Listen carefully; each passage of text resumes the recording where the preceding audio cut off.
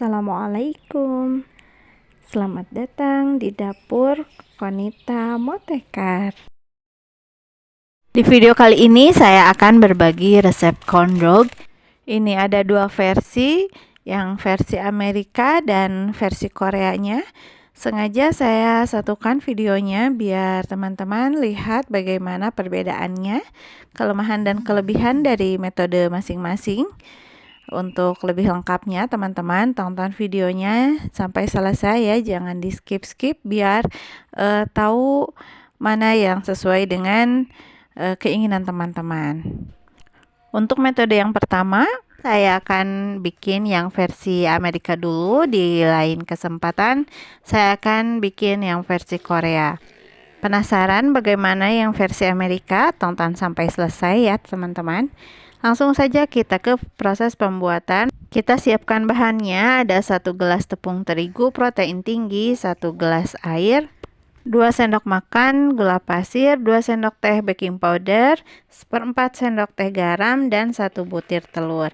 Semua bahan ini akan kita campur ke dalam satu wadah ya. Masukkan saja semua bahannya, mulai dari terigu, baking powder, garam, gula pasir, lalu kita aduk-aduk biar tercampur rata dulu ya bahan keringnya. Lalu kita bikin bolongan di tengah dan masukkan 1 butir telur, lalu kita aduk kembali sambil ditambahkan sedikit demi sedikit air, atau bisa diganti dengan susu juga ya, susu UHT, karena biar lebih ekonomis saja ini kita gunakan air ya. Jadi mudah banget, tinggal dikocok-kocok dengan spatula juga seperti ini bisa, atau dengan whisk ya teman-teman.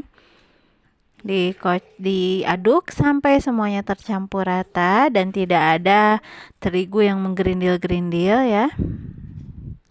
Jadi sambil agak ditekan-tekan kalau ada terigu yang menggerindil.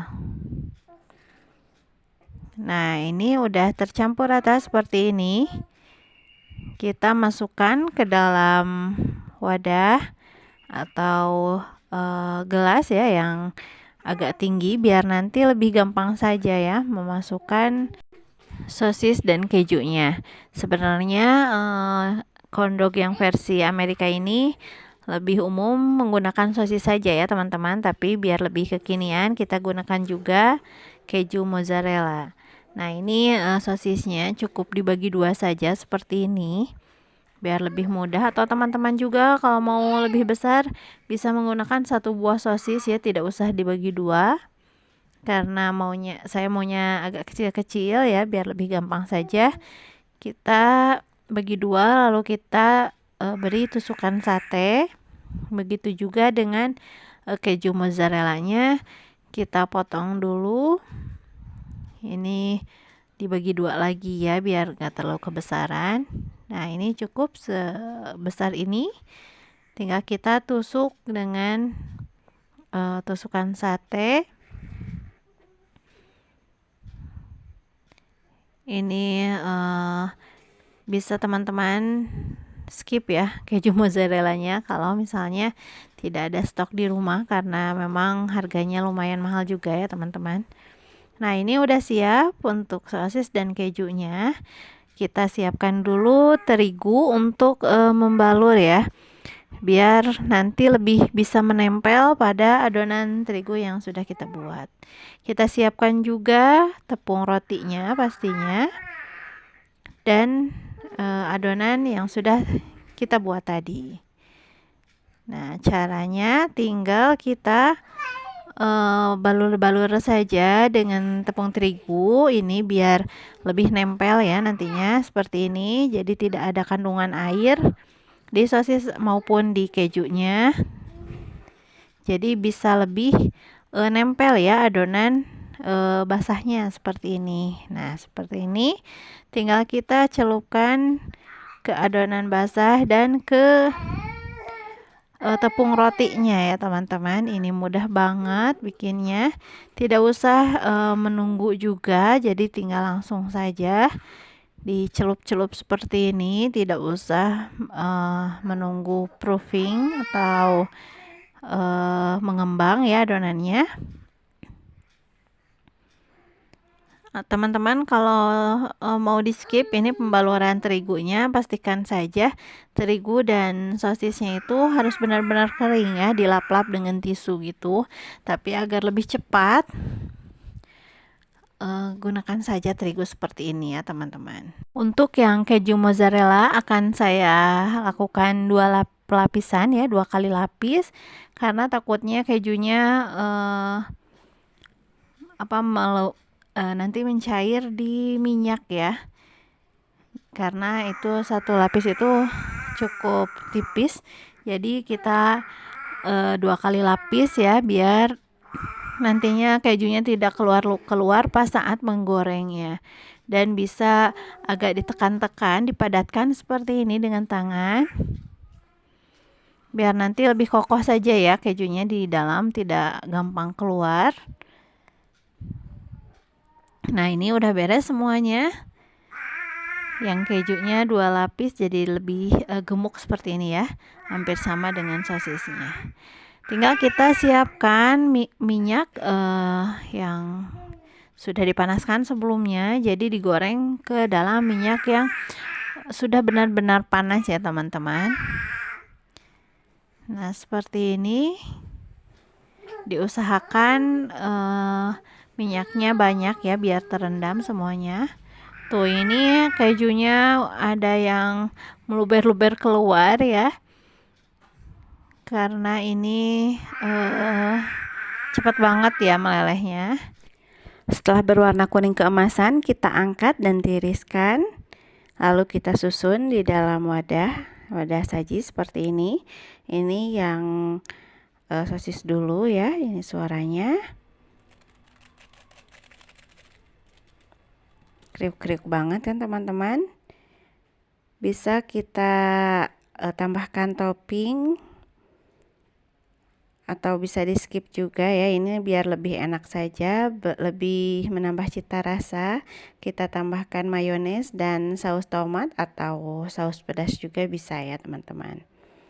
Nah, ini udah jadi, ini enak banget, kriuk-kriuk. Dan ini yang mozzarella ya teman-teman. Sama kita akan kasih mayones dan saus. Ternyata baru sadar ya, kenapa yang versi Amerika itu umumnya pakai sosis, karena memang adonan tepungnya itu tipis banget ya. Jadi kalau pakai mozzarella itu jadi rawan keluar-keluar ya teman-teman. Nah, itu bedanya ya nanti sama yang versi Korea ya. Insya Allah besok atau beberapa hari lagi kita akan buat yang versi Korea.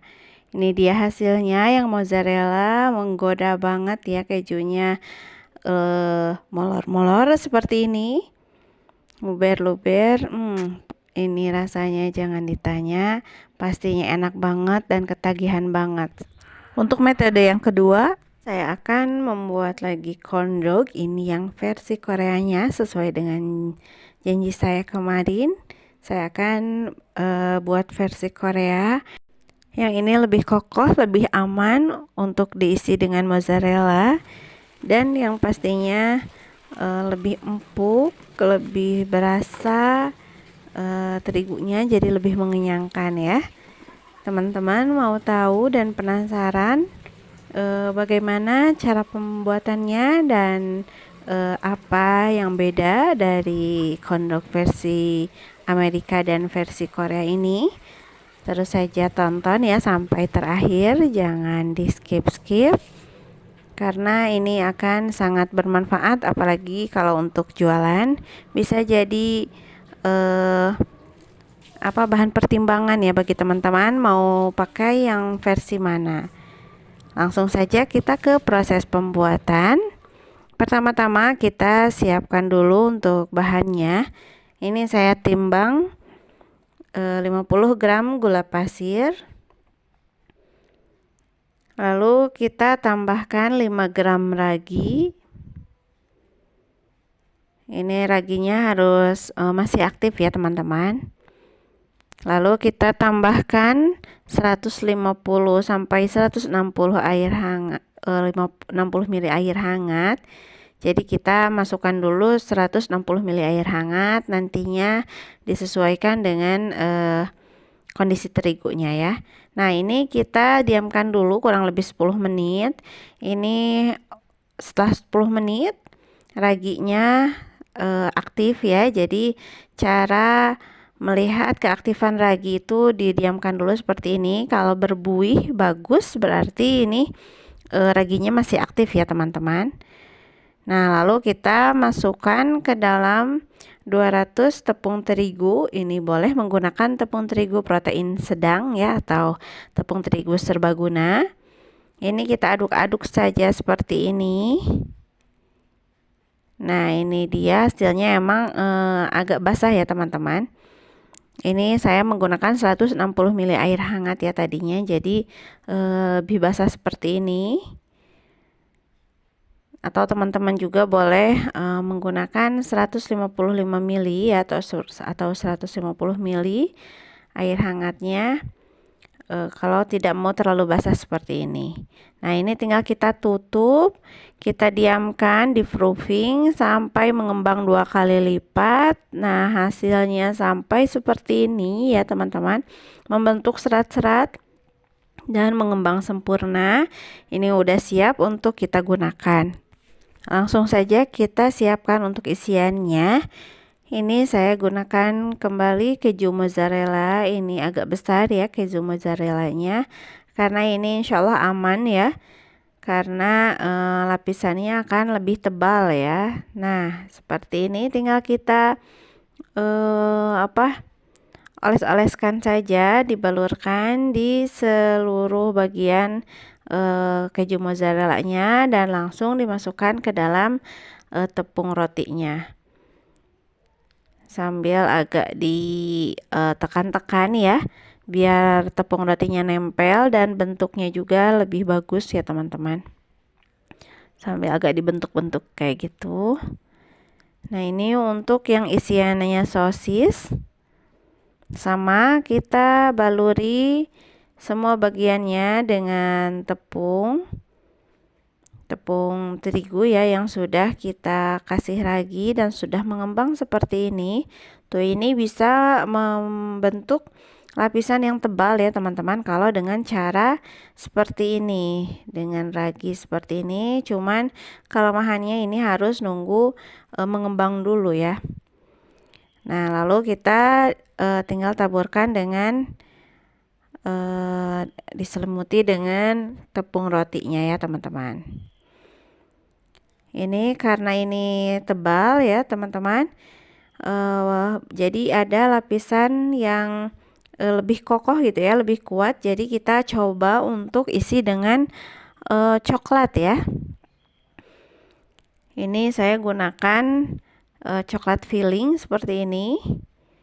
Kalau teman-teman mau, teman-teman boleh juga dengan coklat blok, tapi bakalan agak susah ya pas nempelin ke sticknya ya, atau ke tusuk satenya.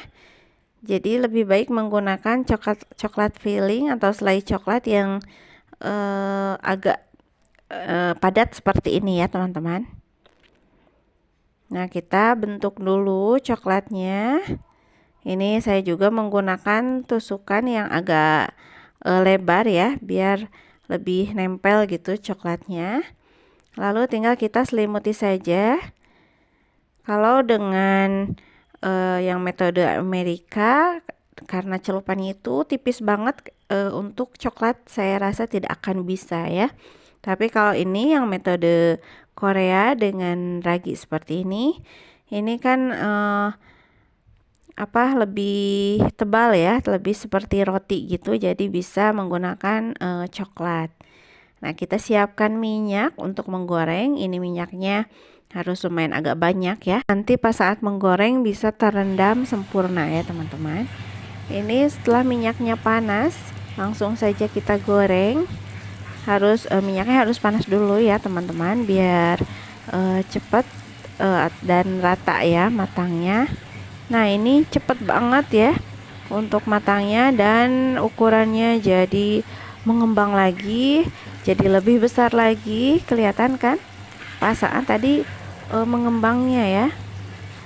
Tuh ini ukurannya jadi 2 kali lebih besar dan cepet juga untuk matangnya ya. Ini langsung berwarna kuning keemasan kayak gini, kuning kecoklatan. Jadi ini nggak bisa ditinggal-tinggal ya teman-teman, harus kita tunggu, takutnya nanti jadi gosong ya. Nah seperti ini, dibalik saja sekali biar tidak terlalu menyerap minyak.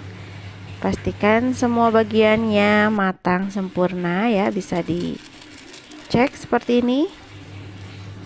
Ini udah kriuk-kriuk, udah matang, dan ini jadinya jadi gemuk-gemuk seperti ini ya.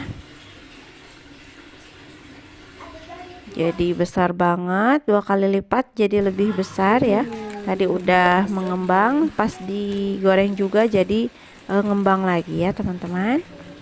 Ini setelah kuning kecoklatan gini, nih udah kriuk-kriuk kayak gini, bisa kita angkat dan tiriskan seperti ini.